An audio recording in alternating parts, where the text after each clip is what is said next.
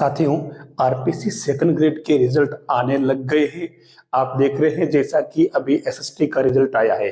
इस एसएसटी के रिजल्ट के क्या रिजल्ट रहे, क्या परिणाम रहे, क्योंकि एसएसटी में बहुत बड़ी संख्या थी स्टूडेंट्स की। परीक्षा में शामिल होने वाले काफी कैंडिडेट थे और पदों की संख्या नहीं के बराबर थी, बहुत कम थी। तो मेरिट तो हाई जाएगी जाएगी। अब वैसे ही जो मेरिट गई है ये इतनी हाई भी नहीं कही जा सकती, लेकिन पेपर के पैटर्न के बेस पे अपन कह सकते हैं कि ये मेरिट हाई है। अब मैं कहना ये चाह रहा हूं कि रिजल्ट आने शुरू हो गए। एसएसटी के रिजल्ट के परिणाम जो है मैं उनकी बात कर रहा हूं। रिजल्ट तो सबके सामने आएगा, पर रिजल्ट का रिजल्ट क्या है मैं उसके बारे में थोड़ी बात करना चाह रहा हूं। रिजल्ट देखिए, क्योंकि एसएसटी का जो रिजल्ट आया इसमें जिन स्टूडेंट्स का सिलेक्शन हुआ वो तो बधाई के पात्र है, बिल्कुल, क्योंकि वास्तव में उन्होंने मेहनत की है। लंबे समय तक मैदान में टिकने का एक पॉजिटिव रिजल्ट होता ही है। इसका मतलब ये नहीं है कि जो जिनका सिलेक्शन नहीं हुआ है वो मैदान में लंबे समय तक टिकने वाले नहीं है। बिल्कुल, आप भी लंबे समय तक टिकने वाले हैं। और मैं आज बात केवल खास और खास तौर से आपके लिए ही करने के लिए आया हूं कि आपका अगर सिलेक्शन नहीं हुआ है, इसका अर्थ ये नहीं मान ले कि आपको कुछ नहीं आता, आप सेकंड ग्रेड के लायक नहीं। दिमाग से ये बात बिल्कुल निकाल लेना। आपने लंबे समय से तैयारी की है, बिल्कुल, और आपकी तैयारी अच्छी है। सिलेक्शन नहीं हुआ ये अलग बात है, इसके लिए बहुत सारे फैक्टर है। तो मैं यह कहना चाह रहा हूं कि आप इस रिजल्ट को लेकर के, जब सिलेक्शन नहीं हुआ है, आपका नंबर नहीं आया है, 40% नहीं बने हैं, तो नर्वस होने की जरूरत नहीं, उदास होने की जरूरत नहीं है। आपको एक बार फिर से लग जाना है। फिर से लगने का मतलब ये हुआ कि रिजल्ट कैसा भी रहा हो, ठीक है, किसी का सिलेक्शन हुआ, आप उससे कंपेयर नहीं करें, क्योंकि आप एक इंडिविजुअल हैं। आपका सिस्टम अलग है, उनके जो पूरा जो एक परिवेश जिसको अपन कहते हैं वो अलग होता है। तो इसलिए आप निश्चिंत रहें। और वापस लगने के पीछे मैं क्या बताना चाह रहा हूं, पेपर को आप ऑब्जर्व करें। आप सिलेबस आपको अच्छी तरह पता है, आपने तैयारी की है, कंटेंट पूरा पता है कि कहां से पढ़ना है, आपने कहां से पढ़ा है और कितना पढ़ना है, ये सब पता आपको।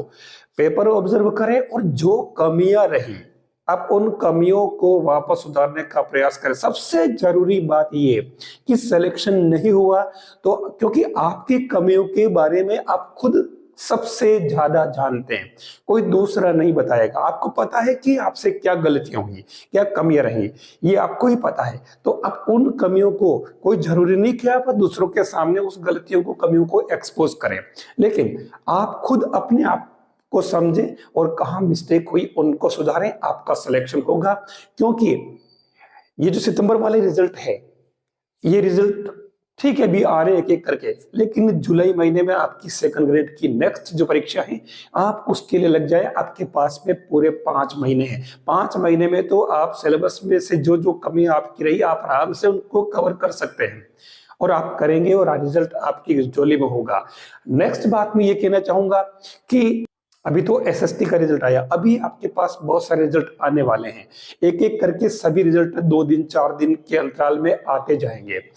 इन रिजल्ट्स को लेकर जो साथी इनमें बैठे हैं अलग अलग सब्जेक्ट वाले, मैं सभी को ये बात कहना चाहूंगा कि आप सभी जिनका सिलेक्शन होने वाला या हो रहा है या हो जाएगा, जिनको पूरा विश्वास है, जो कॉन्फिडेंट है, उनको तो मैं एडवांस में बता दे रहा हूं। लेकिन जिनका सिलेक्शन नहीं होता है, जिनके 40% नहीं बन पाते, जो इससे बाहर हो जाते हैं, मैं आपको फिर से एडवांस में ये बात कह रहा हूं कि आप निराश नहीं हो। आपके पास में अभी बहुत सारी अपॉर्चुनिटीज है।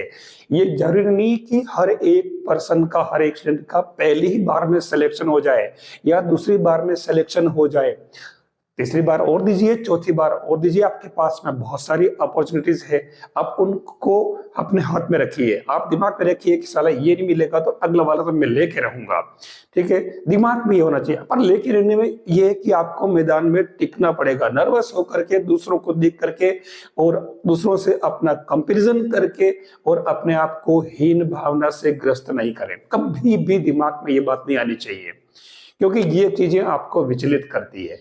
आप बस रिजल्ट के रूप में मैं ये कहना चाह रहा हूं कि आपने तैयारी की है, सिलेबस आपको पता है और पेपर उन्हीं में से आ रहा है, तो फिर हम सेलेक्ट क्यों नहीं होंगे?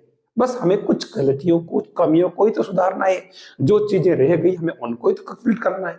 तो मैं आपको यही कहना चाह रहा हूं कि अब आप एक बार फिर से लग जाएंगे और फिर से तैयारी करेंगे। आपका आने वाला जो रिजल्ट है वो आपकी झोली में होगा, आप चिंता नहीं करें।